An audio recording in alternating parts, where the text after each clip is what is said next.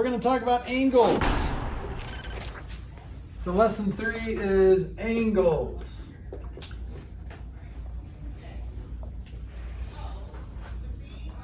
All right, first definition, ray. A ray used to be called a half line, but it is technically part of a line that starts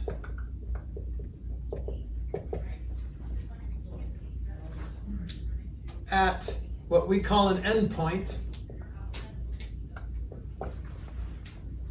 and extends infinitely in one direction.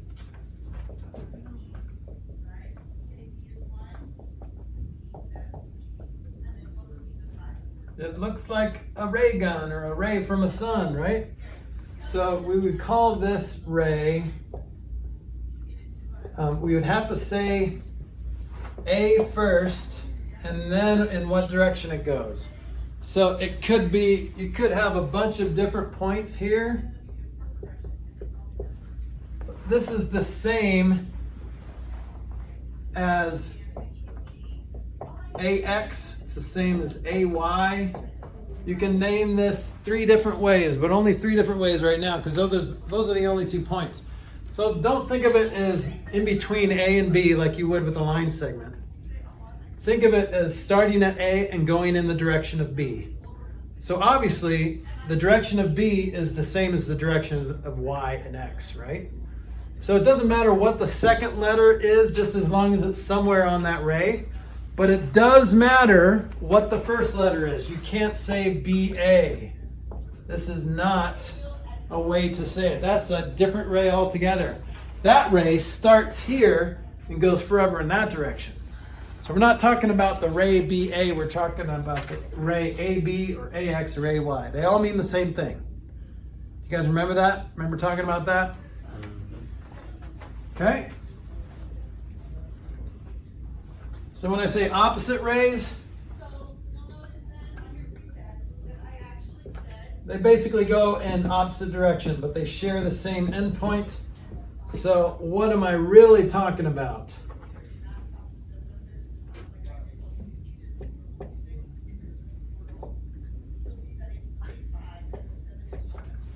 So ray AB is opposite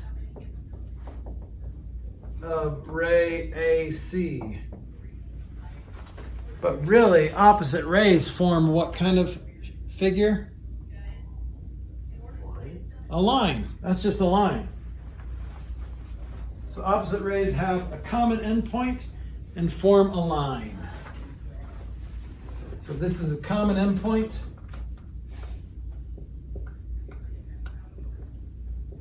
And they form a line. All right, so I thought we were talking about angles. So let's use the word ray and define what an angle is. How do we use that in our definition of an angle? Anyone give me a definition? Of an angle? Yep. Using just a degree of measurement? Yeah, that is. I mean, that's how you measure an angle, but how would we define an angle using this concept of a ray? The connection of 2 rays that cause an angle. Okay, so the connection of 2 rays, yeah. It causes a gap between them. Yeah, so here's the right wording. Here's a ray, and here's a ray. So that kind of forms a few angles, but I think a better way to say it is, let's define these 2 rays. Well, what do these 2 rays have in common? Their starting point. Their endpoint. That's right, their starting point. Remember in geometry we call it endpoint, even though it doesn't feel like it's the end. So an angle is formed by 2 rays with a common endpoint. What do we call that in an angle? Starts with a V. Wait, what'd you say? What do we call that common endpoint? Starts with a V. Vector? Close. Vortex. Not everyone says vortex, but it's vertex, right? So when you're rusty, people always say vortex. That's like something in Star Trek or something. So we call that common endpoint the vertex. Vertex, we also use that word when we're talking about the corners of like a polygon. Those are all vertices or vertex. Vertices is the plural for vertex. Whoa. Okay, so and the way we name angles is very important. What's the definition for angle? Can't see. All right, this is gonna be a little messy, but Mrs. Flack. Could you please just scoot a little to the right? I have to write first, and then I can scoot. Oh, thanks. Okay, so here's how many angles do you see? There's like, Question. how many 3. angles? Well, Yeah, I see 3, and actually, if I wanted to think way outside of the box, I see more than 3. Because you could also like argue that like the outside of the thing is like 170. Yeah, this is like we call that a reflexive angle. Wait, or- what'd you say? Can you scoot? I'm sorry, what was the question? So how many angles do you see in that diagram? I see 1, I see 2, and then the whole big one, the 2 little ones form a big one, and So that's a there's 3rd 3. one. Okay? That's what I was gonna say. So here's how you name an angle. Well, there's 3 rays. What's this like 15 by 2 rays? There's, what'd you say? 2 rays? Yeah, so there are certain names here. Okay, so we can say angle 1, that's the same as Yes. Q. angle 1 is the same as, what's another way to name angle 1? Does anyone remember how to name an angle? Angle PQ. PQ, no. So when you say you have 2 letters, it's talking about the distance Angle. between. When did we learn how to do this? Yes, PSQ, angle PSQ. Now here's the deal. Vertex must be in the middle. You can say PSQ or QSP, but the thing that's consistent, it doesn't matter which side you put first. Now this could be any point on that ray. So PSQ or QSP, it doesn't matter what order you do it in, just make sure that vertex or the vortex is in the middle, okay? So angle 1, if you have a nice little number there, then use that. That's a lot easier, right? You don't have to deal with 3 letters. But you can't say angle S. You could, if there was like this guy here, then you could just say angle A, because angle A only refers to 1. There's not a question in our minds.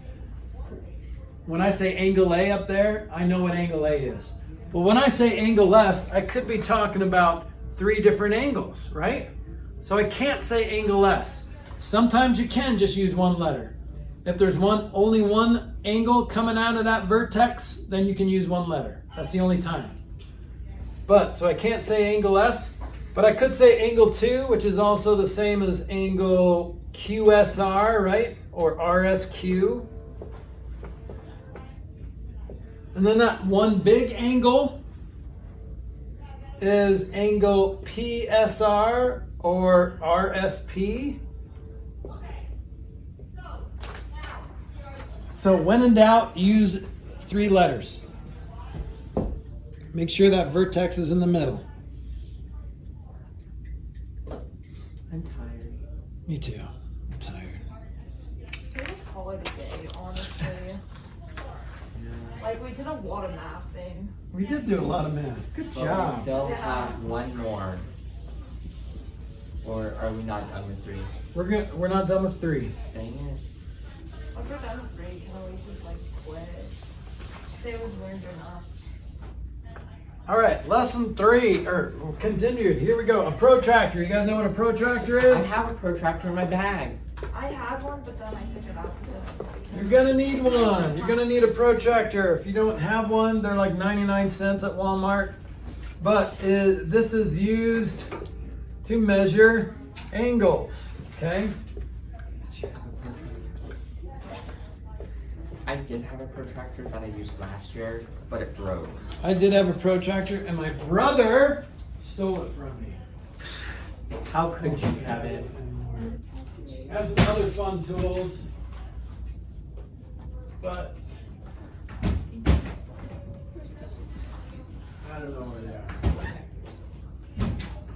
Do you like my I protractor? had a protractor It's and a clear. compass, and I had them like sitting in my. I can't tell I'm looking at you, And then I but got I my can one look foot, so I at you. took it out. And I was like, it's clear. That's Okay, well, the protractor is nice. And they even have protractor apps. You guys seen those protractor apps? It's basically you use your phone and it's a transparent with a little protractor grid on it, and you can measure the angle. You can put your, and it uses your camera, and you can measure an angle with your camera, and it has a little grid there. It's quite awesome / nerdy, but that's okay. Protractors used to measure angles.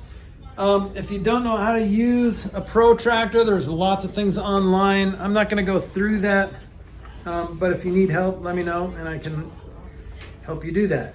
So 1 degree is a unit of measure equal to 1/360th of a circle. So it's almost like the same concept as a percentage. So if you're measuring around, basically how much around the circle out of 360. So they took 360 and they took a circle and they divided it into 360 parts. Anyone know why they chose 360? Why didn't they choose like 100? Because we use 100 as like percents and stuff. Why did they use 360? Anyone know? 360 half, or It's like, pretty fascinating. wait, I feel like it's not. This is real history. hold on. Why would you think? Is it because it can be divided evenly into 4 or 8 parts? No, but that's a great reason why they didn't really round, but they went to 360. But 360 is not the actual number that they started with. Is it Oh, wasn't because it like someone 360? did 360 turns, or like No. 360 feet in one turn? No, there's another reason. I think that wasn't 360. It was like close. 365 actually. Oh, I just said that. So what's 365? Oh, How many days are in a year? So guess what? 365. They looked at the stars. And since it's circular, and you can tell your flat Earth Did they friends count? this, that this is how, Did they this is count what how many happened. stars? Yeah, so they basically, 365 is a little bit difficult to work with. 360 is a very nice, pretty composite number. So we're going to use 360. So that's where that came from. Yes. Yes. No, you have to stay here.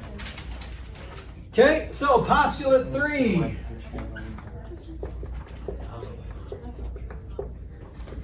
This is the protractor postulate. Oh, great. So just like we had a ruler postulate that says we can use a ruler to measure distance, Stomach hurts. protractor postulate is just a fancy way to say we can use a protractor. Okay? It's actually a postulate 3, not postulate 3. So postulate 3, here's what I want you to do. I want you to do this, write this down from your book if you want. I'll put it up here too if you want me to. This is postulate 3. This is all, again, a lot of fancy jargon for basically saying we can use a protractor.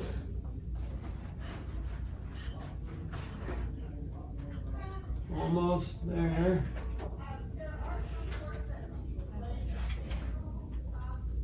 The resolution on this TV is quite nice. It's very pleasing to look at. Okay, all right. Sorry. So there's postulate 3, the protractor postulate. Again, very fancy Alright. language. Do we have to write all that? Eventually, you can write it down. You're not going to be tested on this, so I'm going to tell you to write it down. And then we're never gonna have to look at it again. Yeah. Okay. So if there's a question dealing with this on your homework, then you can look at it. But I want to Skip get it. quickly through this. So angles are classified according to their angle measure. Okay? So for example, an acute angle. You guys know these. Acute That's angle. the ones that are like smaller than 180, right? I like obtuse angles. Those are the Okay, square ones. 0 degrees up to Yeah. 90 degrees. So not including 0 or 90. So if I wrote like the measure is in between 0 and 90 degrees. If I wrote a, what do you call that? Yeah.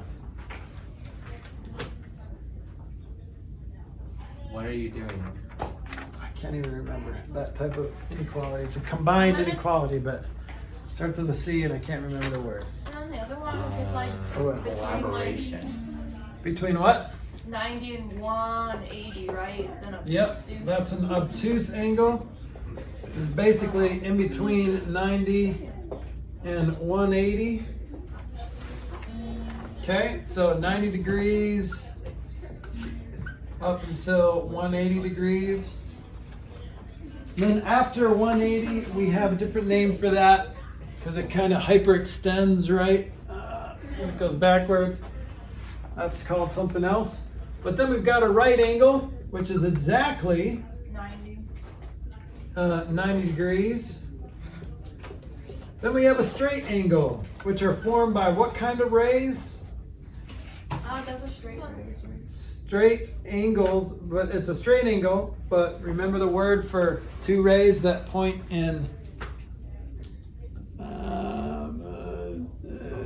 directions?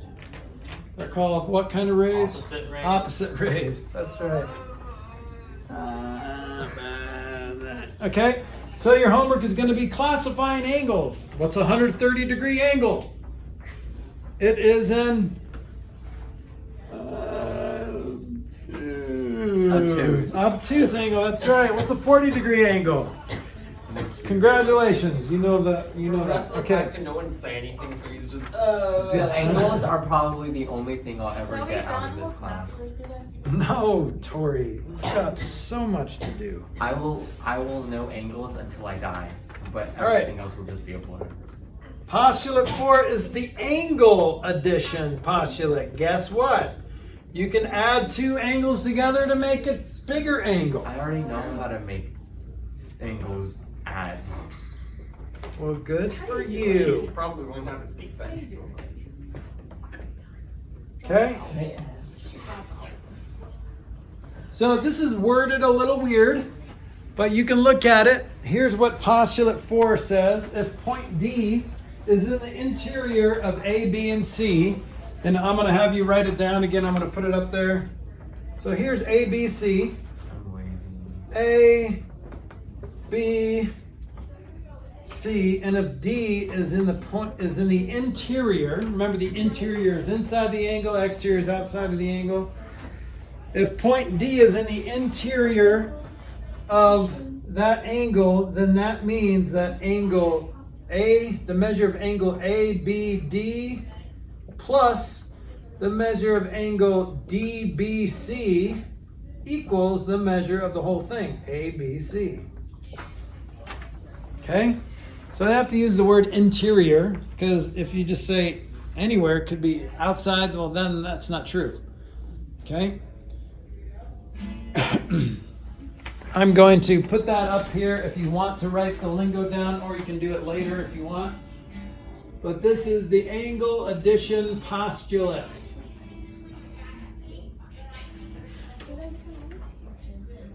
All right, let's look at example number 3 real quick. If the measure of angle 22, or angle RST is 22 and TSU, don't look at the solution, TSU is, where is it? Oh, 69, then find RSU. Basically just add those two numbers together. Can you guys handle that? I don't think Are so. we adding it together? RST, TSU, yep. So sometimes it'll give you the whole thing and then just one of the angles, then you have to subtract to get to the third. You guys can figure that out, right? You good? Okay, now one more concept in 3 and then we're done with 3. Oh, hooray. Gideon says hi to you. Tell Gideon hi and put your phone away. Okay. All right. So postulate for the angle addition postulate. So bisect. To bisect a figure, bi means what? I'm pretty sure it's dissect. Dissect is a different word and means something else.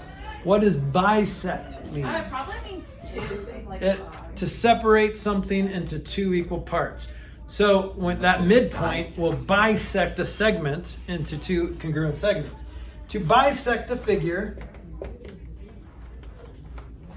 is to divide it into two equal parts, congruent parts. Sorry, that was the wrong grammar. Is to divide it into two congruent parts.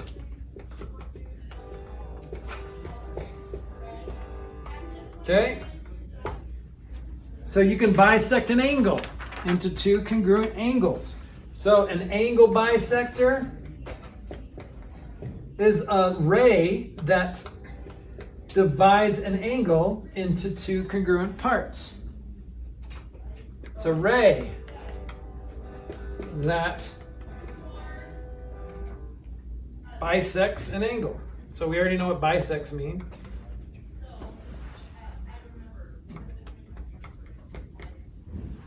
Okay, so let's look at example 4 and 5, and then we'll be done with lesson 3 here.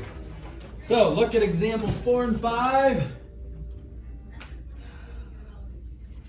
So check this out. The measure of ABC is 44. So ABC is 44. BC bisects ABD. So see how this BC is right in the middle of this big chubby angle here? So if this thing is 44, then this has to be 44, correct? And EBF, let's see, EBF equals 23, and BE bisects, wait, it doesn't say that, does it? The measure of EBF is 23 degrees. Find the measure of CBE. Okay, so if this is 23, see how this little hash mark says that this is congruent to that? So if this is 23, then this is 23. And since this is 44, ABC is 44, so CBD has to be 44, since BC is the bisector. So 44 plus 23 is 67, right? So I that have no idea anymore. you're finding the measure of CBE. So you're basically adding CBD, which is 44, plus DBE, which is 23. So then it has to equal 67 degrees, right? So BC solution, find the measure of CBE, blah, blah, blah, blah, blah, blah, 67 degrees. There it is, okay? Flack math! Give me some math and I'll give you some flack. Flack math!